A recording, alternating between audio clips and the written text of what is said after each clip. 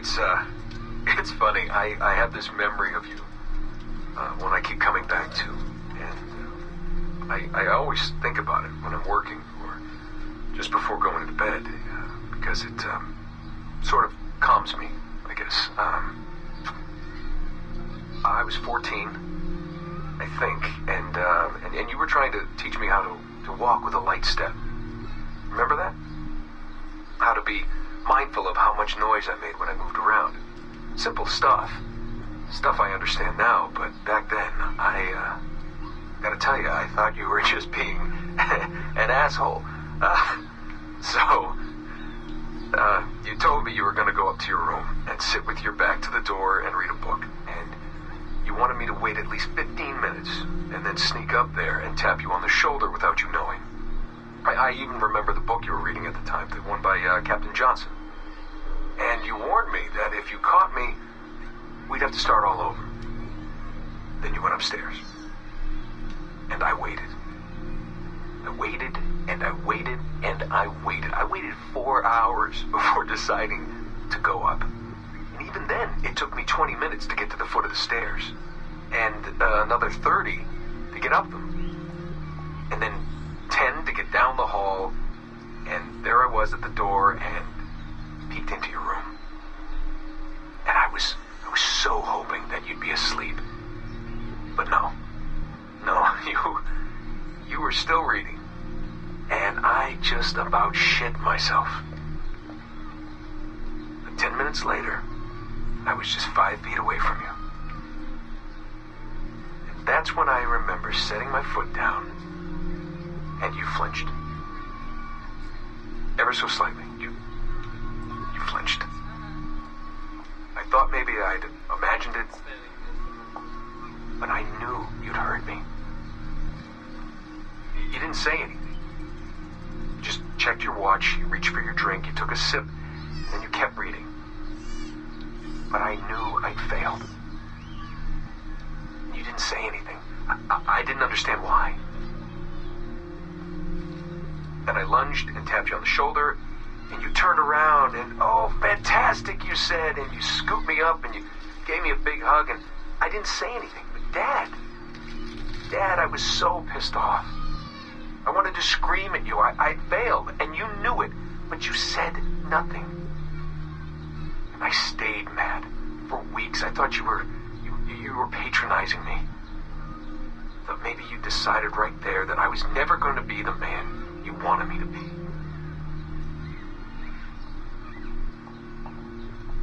But I realized just a few years ago that you checking your watch, that was the clue, wasn't it?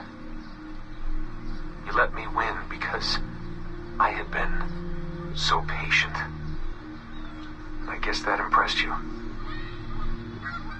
You know, maybe at that moment you thought it might be better to be my dad instead of my mentor. I don't really know. Maybe for you they're one and the same.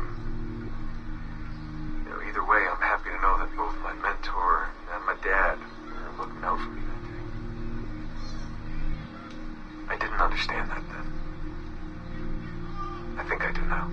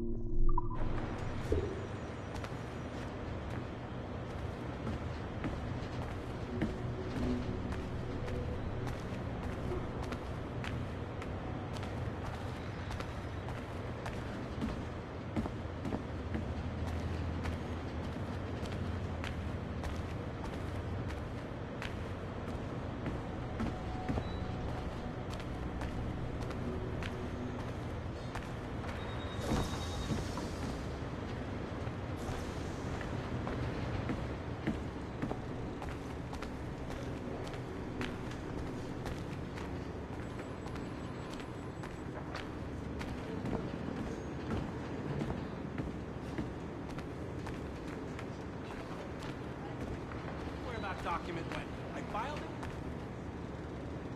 I can't be responsible for other people's incompetence.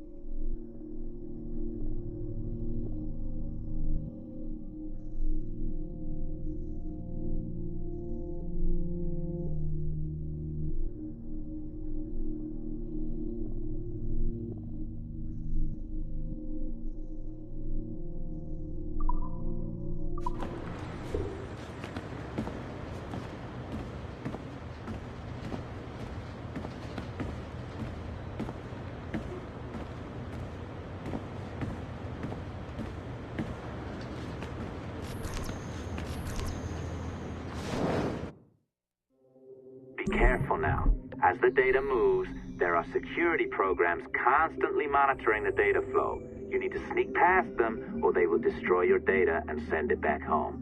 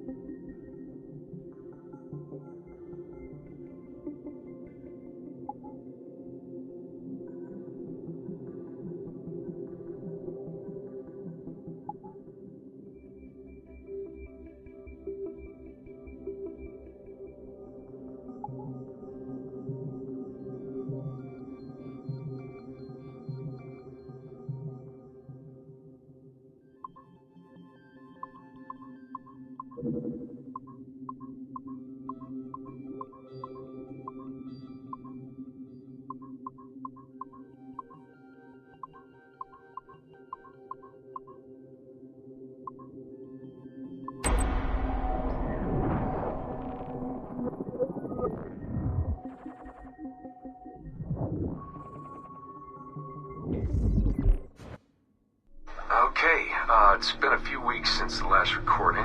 Sorry about that. Of course, I guess it's just a few seconds for you. I'll leap down the playlist. Anyway, I was talking about Clay. Casmeric, Subject 16. So, when I fell into a coma back in Italy and woke up in the Animus Black Room, it was, so calming. It felt like I had woken up into a dream. Haze. A dream where none of this mess had ever happened. Felt like I should just be getting ready for another day of pouring drinks at bad weather, and another day of complaining about being between girlfriends and wondering what the hell to do with myself. But when I saw Clay, just sitting there, it started to come back, you know, piece by piece. And when he told me about Lucy, fuck, you know, it hurt. You know, realizing that I killed her without thinking or feeling anything. Not at the time, anyway. Well, then, things just kept piling on. There were more memories of Ezio and Altair and the first civilization. And then, right before he vanished, Clay passed on his memories to me. He showed me everything he had seen and lived through, and it was brief, but overwhelming. Not really sure how to explain. He saw glimpses of Adam and Eve and their escape from slavery. He saw the beginning and the end of the war between the first Civ and humans. He saw Minerva, Juno, and Tinia trying to work out their calculations. And least that's what they called them. They had these tools, these powerful machines that could predict possible futures. Not what was going to happen, but what could happen. Probabilities. And, well, they spent a lot of energy trying to figure out what was the most likely scenario for the future. Theirs and ours. And in the end, I guess they figured I was their most likely candidate. Some guy named Desmond living at the beginning of the 21st century of the Common Era. But which Desmond was the right one? Because, you see, probability is a weird thing. It can branch out in so many ways. Which version of me did they need? Was it the Desmond who got married early and had a son? One who stayed single in New York? Or was it the Desmond who moved to San Francisco to be a waiter? Maybe it was the Desmond who worked at an auto body shop in Chicago, or maybe it was the me who never ran away from his parents in the first place. First Civ had countless variations to choose from, but in the end, the lucky one was me. I'm the Desmond their best calculations spit out. I'm the Desmond they left their messages for, and I guess I have to live with that honor. What an honor. Pretty tired.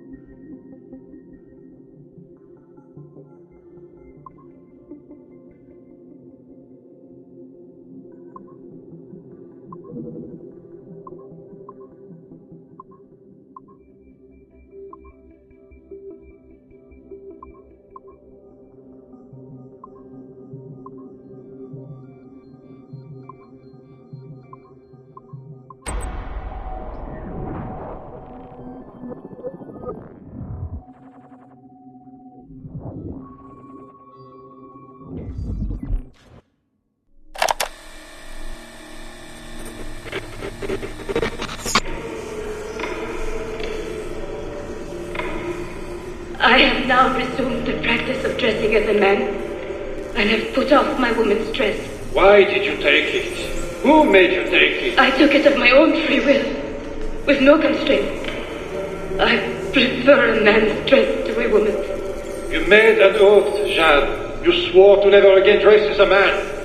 I never meant to swear that I would not resume the practice. Why have you done so? Because it is more lawful and suitable for me to return to the practice of wearing a man's dress, being always among men, than to have a woman's dress.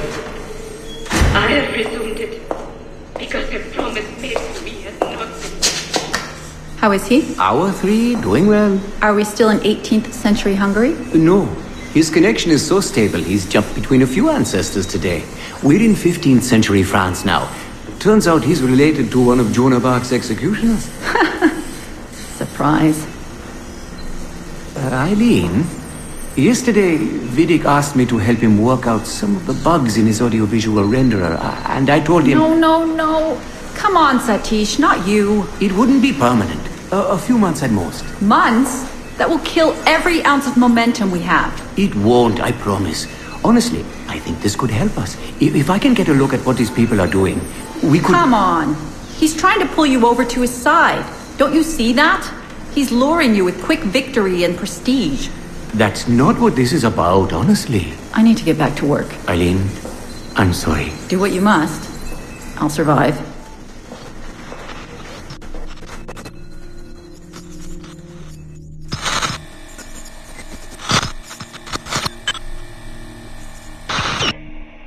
Surrogate Initiative, Test Session 32, April 2nd, 1981. Host Eileen Bach. DNA sample SB1970. Miriam, are you awake? What? Miriam's coming for me. Who is... The gods? I see them from my window amassing in the courtyard. My time is up. Bartle, don't say this. You don't know that. Forgive me for this, Miriam. But I must tell you something. The artifact. We have it. But only Oscar and I know its location. Don't tell me. They will release you. Your family has connections. You must take the artifact and bring it to the assassins in Paris. Please don't. I don't want to know. It's safer if I don't. Hush now. If I die, knowledge of its location dies with me. You must bring it to the assassins. Assassins?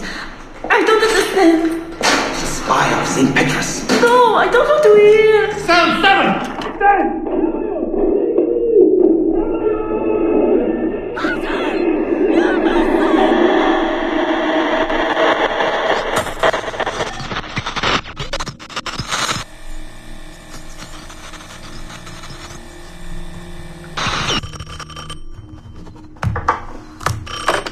Hello? Eileen, hi. It's Carl. Carl, I know it's you. Sorry, you just sound exhausted. Did I wake you? No, I've just been busy. It sounds like it. I'm just a little tired, that's all. No, I mean, your project sounds fascinating. Your colleague, Dr. Warren Vidic, he called me recently and he told me what you've been up to. He what? Warren? Yeah, he told us about your research, memories, ancestry, all of that. He even asked if we'd be willing to come in and... No! Jesus, no! What the hell is he doing? Eileen, it's okay. We signed some papers, non-disclosure stuff. No! He's trying to fuck me over! Damn it! Eileen, we just talked about my mother, just like you and I did. World War II. That's all. It's the artifact. The what? Carl, if he calls you again, you tell him you work through me, okay? That's it. Vidic has been a pain in my ass for years, and I don't need him getting all the glory for my 2 years of hard work. All right. So how should I go about this? I mean, the wheels are in motion. I don't know. Just go through me if he contacts you again. Please? All right. You'll do that? Of course.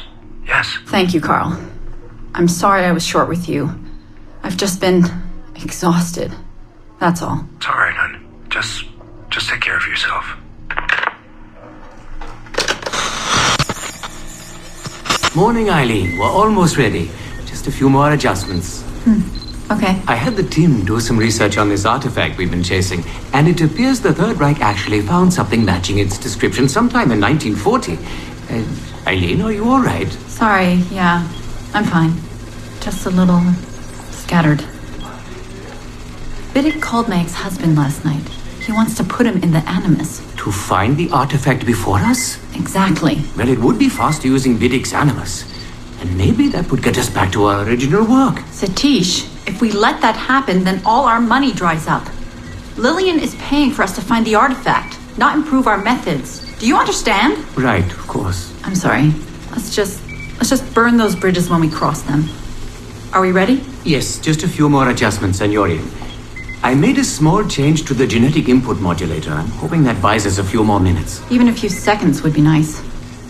I'm ready. All right, settle in.